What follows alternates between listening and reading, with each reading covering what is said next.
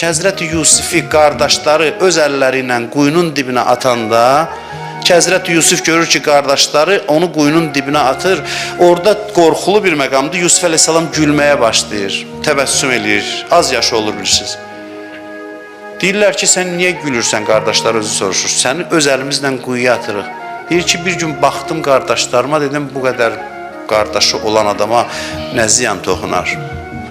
Sizə arxalandım, Allah mənə göstərdi ki, arxalandığın yerdən səni vururam. İndi başa düşdüm ki, ondan başqa heç kəsim yoxdur. Ona təvəkkül elədi, nə oldu? Quyunun dibindən çıxdı, getdi, oldu Misirin əzizi. Bu dünyanın xüsusiyyətidir. Buyurur, elə ki, gördünüz vəfasızlıq ətrafdan, dostlardan, onu təbii qəbul edin və çox da inciməyin dostlardan. Dostun əlində deyil bəzən, dünya belədir. İnciməyin, gedin Qurana üst tutun. Allahla həmsöhbət olun. Allah bu xəlvəti yaradır sənin üçün ki, onunla ünsiyyətə girib tək olmadığı hiss eləyəsən.